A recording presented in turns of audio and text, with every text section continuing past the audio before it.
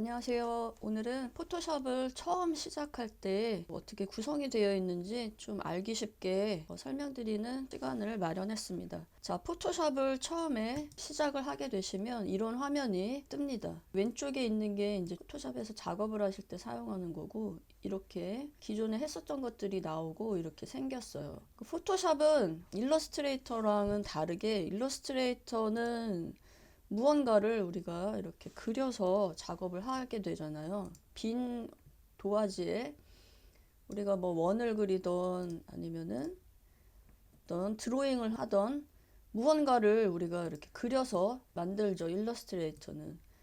그리고 이게 이렇게 벡터화가 되기 때문에 이렇게 컴퓨터가 이 수치가 뭐 몇에 몇에 위치가 어디 어디이기 때문에 이렇게 크기를 우리가 아무리 크게 키우더라도 이게 깨지거나 하지 않아요, 이미지가. 그래서 이거를 벡터 형식이라고 해요. 컴퓨터가 이 수치를 다 계산해서 띄워주는. 그래서 일러스트레이터는 그게 가장 큰 차이인 거예요. 아무리 크기를 키워도 깨지지가 않고 사용할 수 있다는 점. 하지만 포토샵은 이거랑 가장 크게 다른 점이 이미 있는 이미지를 베이스로 하기 때문에 픽셀 베이스라고 하거든요. 그래서 우선은 작업을 할 이미지가 준비가 되어 있어요. 대부분의 케이스에. 뭐 물론 빈 화면을 만들어서 거기다 글자를 입력한다거나, 여기에 있는 이제 글자 탭도 있기 때문에 글자를 입력한다거나 뭐 하실 수 있어요. 도형을 그릴 수도 있고. 하지만 포토샵에서는 그렇게 만들었을 경우에는 키우면 다 깨져버린다는 거죠. 왜냐하면 픽셀로 되어 있기 때문에요. 컴퓨터가 그걸 계산해서 키워주지 않고 있는 그대로 그냥 키우기 때문에 그게 가장 큰 차이점이에요. 자, 그래서 작업을 할 이미지가 대부분은 존재가 되어 있어요. 뭐 사진 찍은 거라던가 어디서 AI로 만든 이미지라던가 그런 식으로요.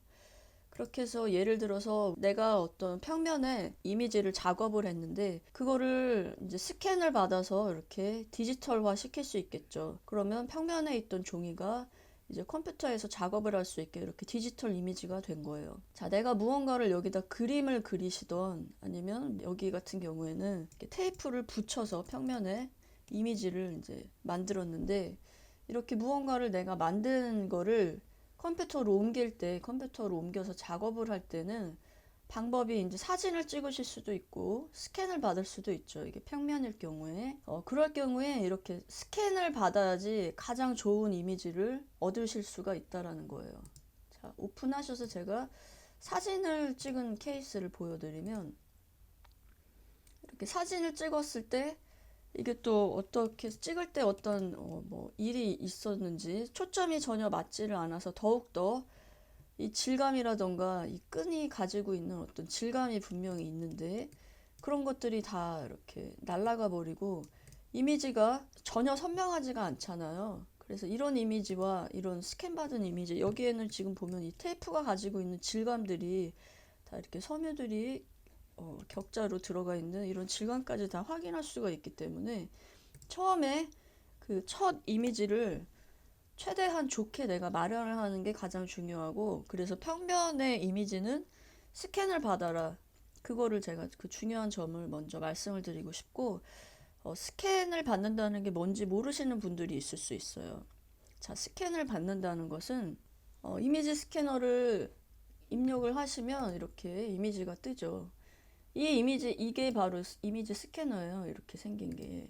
이미지 스캐너라서 여기 유리로 처리가 되어 있고, 여러분이 이제 이 이미지를 얻을 그 면을 여기 유리 쪽에 대고 뚜껑을 닫고 스캔을 하시면 DPI를 설정해 주시죠. 뭐 300 DPI, 500 DPI 이렇게 크게 DPI를 받는 거예요. 그렇게 하셔서 스캔을 받으면 이제 이게 내가 종이에 직접 만들었었던 이런 이미지가 이렇게 디지털 이미지로 변환이 되는 거죠. 그렇게 해서 이제 스캔을 받은 이 이미지를 가지고 작업을 처음 시작하게 되시는 거예요. 그래서 우리가 파일을 연 것처럼 파일에 가셔서 오픈, 똑같이 일러스트레이터에서 파일을 여는 것처럼 오픈을 누르시면 여기 옆에 있는 것들은 다 단축키예요. 그래서 여기 지금 저는 맥을 쓰고 있기 때문에 여기 커맨드 O라고 표현이 되어 있죠. PC를 쓰시는 분들은 여기다 컨트롤 O라고 표현이 되어 있을 거예요.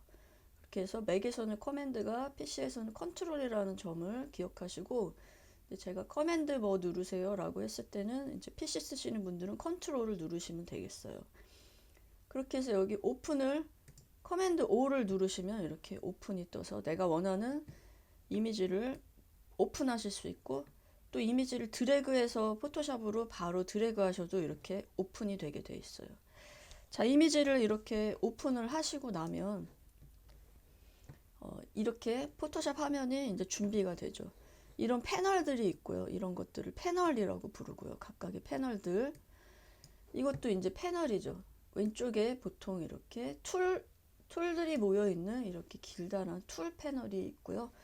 또 이미지들을 조정할 수 있는 이런 각각의 패널들이 준비되어 있어요.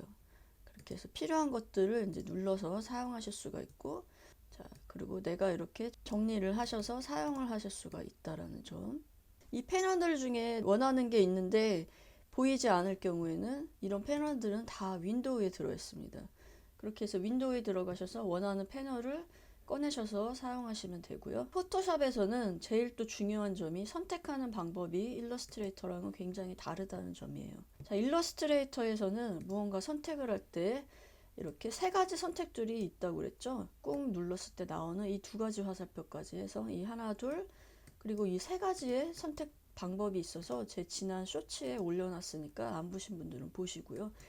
이렇게 이제 선택을 해서 색깔을 이렇게 변경하던가 하는 명령을 줘서 변경이 일어나게 되는데, 포토샵에서도 무언가 명령을 주려면 선택을 똑같이 선택을 하셔야 돼요.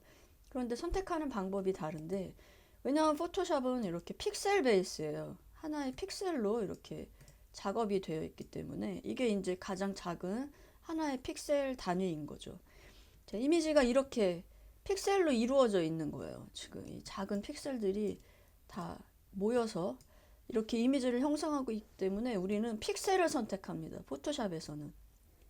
그렇게 해서 이 주변에 점점점점 돌아가는 이게 포토샵에서 선택된 영역을 보여주는 거예요. 올가미 툴이라고 하는 거는 내가 대략 간편하게 이렇게 그림을 그려서 그 부분이 선택이 되는 그런 경우도 있고요. 자, 또 네모 반듯하게 선택할 경우에는 이렇게 네모를 선택하실 수가 있고, 또 원형의 모양을 선택하실 때는 원형을 선택하실 수가 있죠.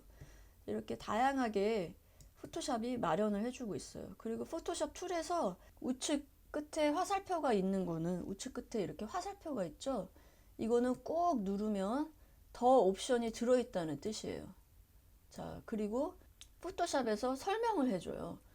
이렇게 짧은 클립으로, 자, 짧은 클립으로 The marquee tools are used specifically to create 이 rectangular 네모난 모양의 or 툴은 elliptical selections on your image. They're 이렇게 one of the many 네모난 ways to 모양을 create 선택할 때 selections in 사용하시는 Photoshop. 겁니다. 이렇게 설명들이 다 마련이 되어 있기 때문에 여러분들이 그거를 이렇게 보시면 쉽게 이해를 하실 수가 또한 있습니다.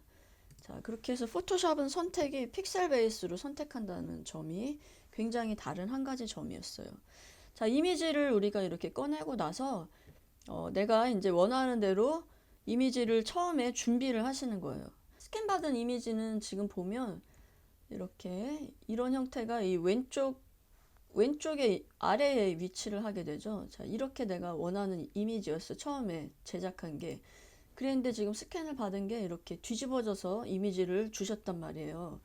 그래서 집에 스캐너가 이제 있는 분은 본인이 하시면 되지만 없는 분은 문구점에 가면은 스캐너가 다 있기 때문에 문구점에 가서 스캔 좀 받아주세요 라고 하시면, 그리고 몇 dpi로 받아달라고 얘기를 하시면 거기에 맞춰서 스캔을 해주세요. 그렇게 해서 보통은 300dpi 이상으로 스캔을 받으십니다. 그렇게 한 이미지를 이제 받아왔는데 이렇게 방향이 뒤바뀌었을 경우가 있을 거예요. 그럴 때는 이미지에 가셔서 이미지 자체를 로테이션을 하시는 거예요.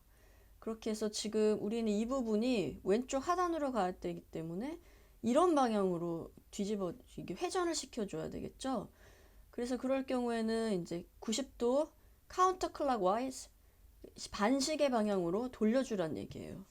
자, 그렇게 해서 컨트롤 0 누르시면 전체 이미지를 내가 볼 수 있게 컴퓨터가 쫙 맞춰줍니다.